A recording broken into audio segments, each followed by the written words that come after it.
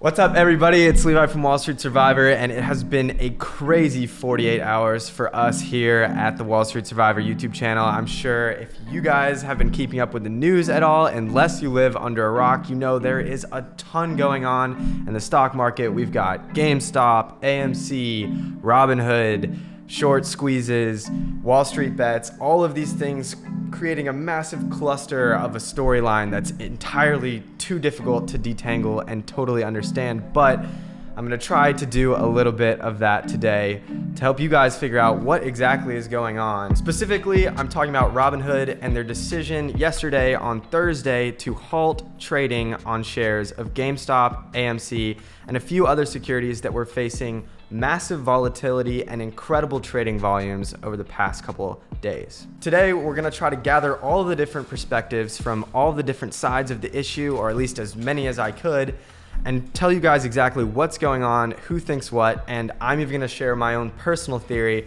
about why I think Robinhood is making the decisions that it is. So for a really quick recap, and trust me, there's a ton of detail to the backstory of this video, so I'm actually gonna make a full explainer video, so stay tuned and make sure you're subscribed. Basically, there was a few stocks that were on the brink of going out of business, like GameStop and AMC. Wall Street, rich, institutional, and hedge fund investors had all bet against these stocks that their prices were going to continue to decline until basically they went bankrupt. But all of a sudden, a group of retail, everyday investors like you and me banded together under a forum on Reddit called Wall Street Bets. Collectively, these retail investors on the internet basically broke Wall Street by forcing the institutional investors to cover their shorts and driving the stock price of GameStop and AMC through the roof. It's pretty complicated, but really all you need to know for this video is that the institutional investors are super mad because they lost a ton of money, and it's one of the first times in history that retail investors have won against hedge fund, institutional, basically billionaire investors, which is nuts. Regardless of who's involved in this situation, Wall Street Survivor is here for the retail investors. We empower beginning investors to learn more about the stock market and about finance in general so that you can take control of your financial future. All in all, we love to see the retail investors win, and we're always here fighting for the everyday traders and investors. And again, like I said, I'm gonna be explaining all of this in more content coming very soon, so make sure you like this video and subscribe to our channel for more. As an investor myself and somebody that sees this as a historic moment, one thing that I haven't seen from a lot of the content on the top search results of the internet is somebody trying to explain multiple perspectives, and so that's what I'm gonna try to do today with the whole Robinhood situation. So after the stock price massively shot up of specifically GameStop and AMC and a few other stocks, Robinhood actually decided to stop allowing trades of those stocks on its platform. Now, to clarify, you could sell your positions if you already owned them, but they were no longer allowing you to buy more positions of a few certain securities. Obviously, the perspective that people know the least about, which is frustrating people the most, is Robinhood's take on why they made that decision.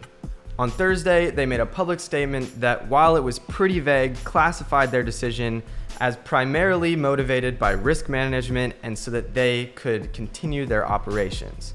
Now, that frustrated a lot of people because Robinhood has always taken the side of the retail investors, and obviously since retail investors were the ones that were buying most of the stock, it seemed like a slight against their target audience. I read a crazy statistic that said that as of yesterday, 50% of Robinhood users owned GameStop stock, which is absolutely just completely unprecedented. Naturally, that made a ton of people super upset, especially Robinhood's own customer base. So on Friday, they reopened the ability to buy shares in limited quantity of the stocks that they had previously restricted purchasing.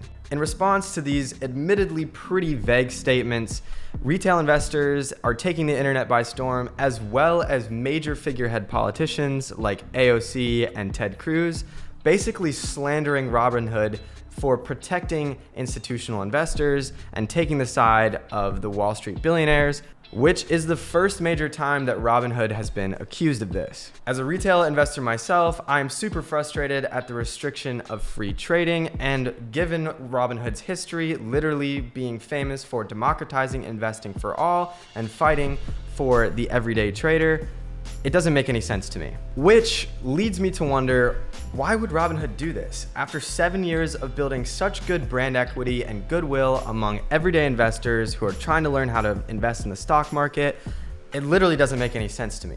So I started thinking about it and investigating it for myself and stumbled upon something that I think is pretty important to consider. I don't know if it's the truth, and I'm sure we'll have more details to come as the story continues to be revealed, but here are my initial thoughts. Let's break down the fundamentals of how Robinhood works. In my personal experience with the app and how it's designed to work, when you choose to buy a share of a stock, your trade on the front end is executed almost immediately, almost all the time. But in reality, although that's what it looks like to the users, that's just not how the stock market works. One thing that's super important to remember is the T+2 rule. T+2 is an acronym that people use to remember that stock market trades take up to the trade date plus 2 business days to actually settle. Because the stock market is so heavily regulated and there are a ton of overseeing authorities that have to approve everything that happens, there's a lot of complex rules that brokerages have to follow in order to actually execute trades. So essentially what Robinhood is doing is immediately guaranteeing you ownership over a process that takes 3 days. And this was my light bulb moment.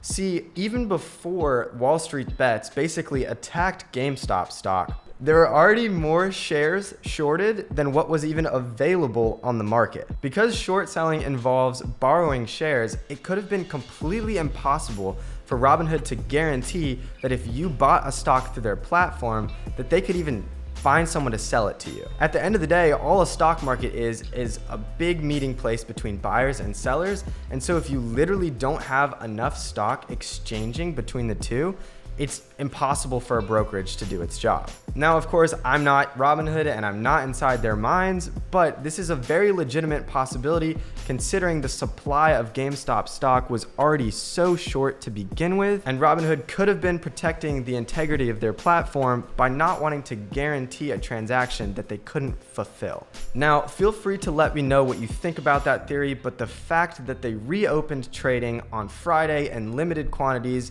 even more supports that, in my opinion. They basically had to just pause, do the math, and come back. And hopefully that is the reason that they chose to stop trading and then reopen it a day later.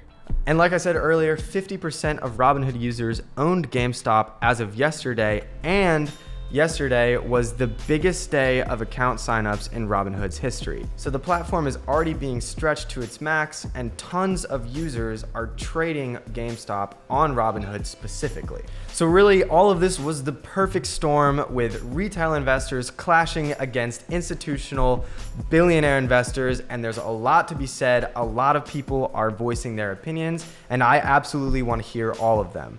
Please let me know what you think about this whole situation in the comments below. Do you think Robinhood's at fault and should absolutely be canceled? Or do you think there is justification for why they chose to make the decisions that they did? Who knows what's gonna happen, but I can promise you that I'll be here covering this content on behalf of you guys so that you can keep learning about what exactly is going on and how it will impact your financial future. Make sure you subscribe to the Wall Street Survivor channel, like this video, and don't forget to leave a comment. I'll see you guys very soon.